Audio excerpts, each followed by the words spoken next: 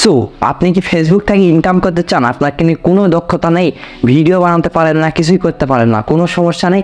আজকে জাস্ট এই ভিডিওটি দেখতে থাকুন, কারণ আজকে এই ভিডিওতে আপনারা শিখে যাবেন শুধুমাত্র ফটো আপলোড করে ফেসবুক থেকে কিভাবে ইনকাম করা যায়।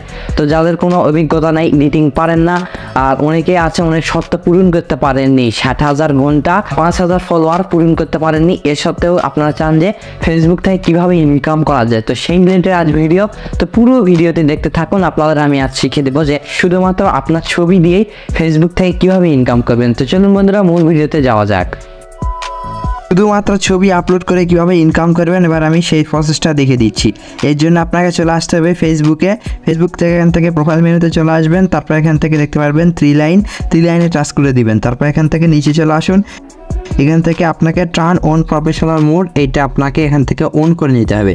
তারপর এখান থেকে ব্যাক চলে আসুন। তারপর এখান থেকে সি ড্যাশবোর্ড বলে অপশান আছে, এখানে টাচ করে দিন। তারপর উপর থেকে দেখতে পারেন মনিটাইজেশন বলে একটা অপশান আছে, মনিটাইজেশনে আপনারা ক্লিক করে দিন। তারপর এখান থেকে একটু নিচের দিকে স্ক্রল ডাউন করুন। তারপর এখান থেকে দেখতে পাবেন বোনাস বলে একটা অপশান আছে, এখান থেকে আমরা বোনাসের উপর আবার ক্লিক করে দেব।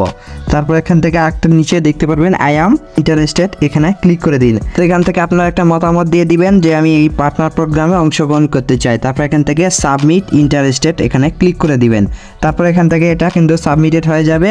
আর একটা কথা বলে রাখি, যেই ছবিটা আপলোড করবেন এর আগে যদি অন্য প্রোফাইল থেকে ওই ছবিটা আপলোড হয়ে যায় তাহলে কিন্তু ওই ইনকামটা পাবেন না।